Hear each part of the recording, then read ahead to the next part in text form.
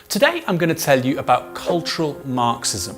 Our enemy is cultural Marxism. Political correctness is cultural Marxism. We won the Cold War with political and economic communism. We've lost the cultural war with cultural Marxism. You're referring to the cultural Marxists, and I really do think that they are so much the heart of what has led to the crumbling of the West right now, the decline of the West. The thing is, it doesn't exist, at least not outside the fever dreams of far-right extremists and right-wing pundits and politicians. In short, here's the conspiracy theory. After the 1920s, a group of Marxist academics set out to destroy Western modernity from within.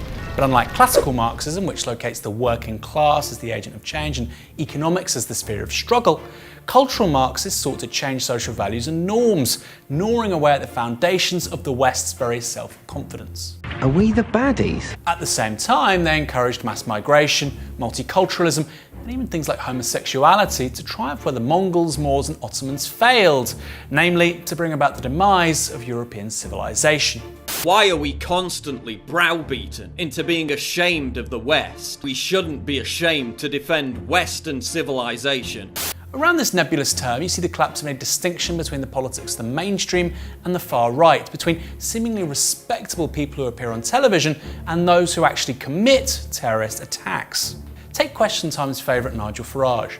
He claimed the BBC was responsible for a cultural Marxist revolution, or Conservative Party MP Suella Braverman, the Attorney General. Last year, she claimed the Conservative Party was engaged in a battle against a cultural Marxism. And then there's Anders Breivik, who killed 77 people, primarily members of the youth wing of Norway's Labour Party in 2011.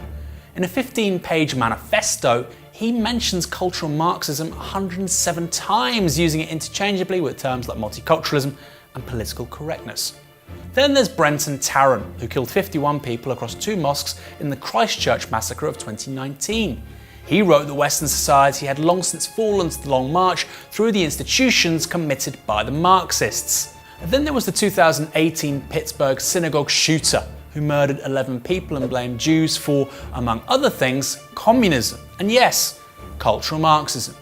And in Britain, well, check out this video from the BNP's youth wing in 2014. The heartless Zionists, whose interests are foreign interests. The cultural Marxists who infest our teaching establishment. We will not give in and we will not back down. We will protect our own identities and secure our own futures. We are BNP Youth. This guy is Jack Renshaw, who, alongside targeting militant homosexuals, blames cultural Marxism for Britain's problems. He's currently serving a lifetime prison sentence for plotting to murder Labour MP Rosie Cooper.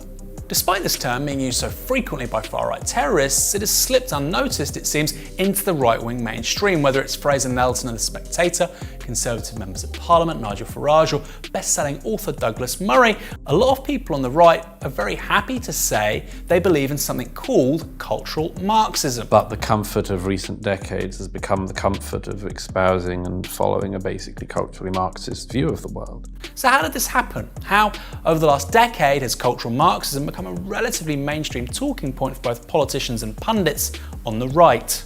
Well, it's easy to see a resemblance between contemporary claims around cultural Marxism and what the Nazis once referred to as culture Bolshevismus, cultural Bolshevism. It goes beyond just that. One important parallel between the two, however, is their flexibility and thus their political efficacy. When the Nazis used the term, it was applied mainly to the arts, but like cultural Marxism today, it was also deployed for a range of things they simply found disagreeable. One journalist, Karl Osiecki, wrote, "Cultural Bolshevism is when a painter sweeps a colour into a sunset not seen in Lower Pomerania, when one favours birth control, when one builds a house with a flat roof, when a caesarean birth is shown on the screen." In short, it was anything reactionaries wanted it to be. Today, cultural Marxism serves a similar purpose, ranging from antipathy towards gender-neutral pronouns to a secret conspiracy allying homosexuals, Muslims and leftists to destroy Western civilization. However, it wasn't until decades after the fall of the Third Reich that cultural Marxism as a recognisable conspiracy theory began to emerge. Arguably its godfather in this respect was Lyndon LaRouche, a conspiracy theorist often accused of racism, hailing from a very, very strange part of the left. In 1974, LaRouche mentioned the Frankfurt School for the first time, as part of a broader smear campaign against left-wing opponents. According to a special report in his Executive Intelligence Review, LaRouche claimed Angela Davis was a CIA agent whose purpose was to infiltrate the American Communist Party and split the organisation. He further alleged Davis was prepared for such a role while studying under Frankfurt School intellectuals and, according to him, CIA agents Herbert Marcuse and Theodor Adorno. LaRouche claimed that when Davis was their student, Marcuse and Adorno subjected her to a CIA zombie brainwash program, in essence transforming Davis into a Manchurian radical, which is to say somebody who could infiltrate the very highest levels of the American left.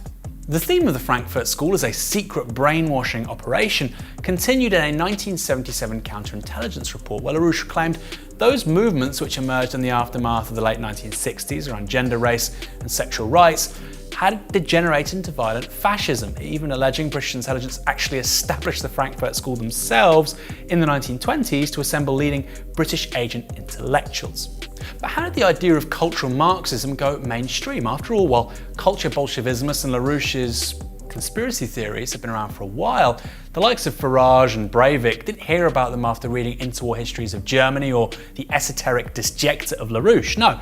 The transmission mechanism was 1990s paleo-conservatism in the United States, with conservative thinkers like William Lind, Pat Buchanan and Paul Weyrich pushing the term into the mainstream. While a small c conservative is meant to want to keep things the same and only believes in incremental change, a paleo-conservative is fundamentally a reactionary, somebody who wants to go back to a mythical halcyon time before things went wrong. The mythology to many of these people, which gives form to their otherwise incoherent rejection of the modern world, is cultural Marxism. Care about climate change? Cultural Marxism. Think equal pay is important. Cultural Marxism. Are you a vegetarian, happy to be called they or them, or pro-choice and abortion? Cultural Marxism 101. It was also during the early 1990s that it became increasingly common to hear the term political correctness, another nebulous bugbear of the right whose use lay precisely in meaning both everything and nothing, its content essentially a matter of opinion. For those mainstreaming cultural Marxism, the terms were broadly interchangeable, with William Lind defining it as a brand of Western Marxism, commonly known as multiculturalism, or less formally political correctness, though how either of those is Marxist remains unclear. He claimed the presence of LGBT people on television proved cultural Marxists control the media, and that Herbert Marcuse considered a coalition of blacks, students, feminist women and homosexuals a vanguard for the cultural revolution. But I thought he was the CIA, or was it MI6? Anyway, by now the idea of political correctness was far from marginal and increasingly amplified by the likes of the Sun newspaper in Britain and Fox News in the US, both owned by this guy. Indeed, it was even highlighted in a 1991 speech by President Bush. We find free speech under assault throughout the United States. By the end of 1992, feature stories on this crisis had appeared across the US print media, from Newsweek to the New York Review of Books. That's right, we've been having the exact same moral panic around freedom of speech for at least 30 years. Why? Because if the conversation moves to class, living standards and economic justice, these people don't have a leg to stand on.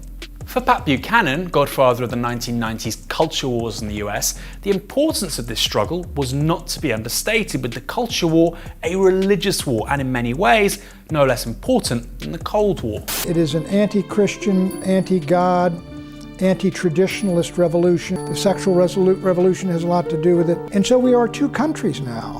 In his 2002 book, The Death of the West, Buchanan described cultural Marxism as a regime to punish dissent and to stigmatize social heresy, just as the Inquisition punished religious heresy. Its trademark is intolerance. Now, where have I heard that before? The goal of the education system is to indoctrinate children from kindergarten into a radical, postmodern, leftist, communitarian, equity-oriented ethos. It's Andrew Breitbart, founder of Breitbart News and close friend of former Trump guru Steve Bannon, similarly viewed the fight against cultural Marxism as essentially a continuation of the Cold War. This country will be destroyed by people like you who think you are doing good while you divide into separate, different categories and we pit against each other. These people are incredibly dangerous. In 2014, William Lind, under the pseudonym Thomas Hobbes, published Victoria, a novel of fourth-generation war in which a group of Christian Marines lead a bloody insurrection against cultural Marxism as the federal government collapses. At the book's climax, knights wearing crusader crosses and singing Christian hymns murder politically correct staff at Dartmouth College, the main characters and Mr. Lind's alma mater. The work of slaughter went quickly. In less than 5 minutes of screams, shrieks, and howls, it was all over. The floor ran deep with the bowels of cultural Marxism. Such words wouldn't be out of place in the manifesto or diary of a far-right terrorist, yet they were written by a man who wears a suit and tie and has worked inside Washington, D.C. The very point of using the term cultural Marxism is to collapse any boundary between a significant part of the population who don't view themselves as extremists and the far right, people like William Lind. Most importantly, it tells that some of the most dangerous fanatics of the 21st century speak with polished accents, went to excellent universities, and, most troubling of all, are actively promoted by the media. One thing is for sure, any politician or pundit who utters the words cultural Marxism has got nothing to say when it comes to the biggest issues of our day, which people actually care about and affect their everyday lives, from healthcare to climate change, economic inequality, and the housing crisis.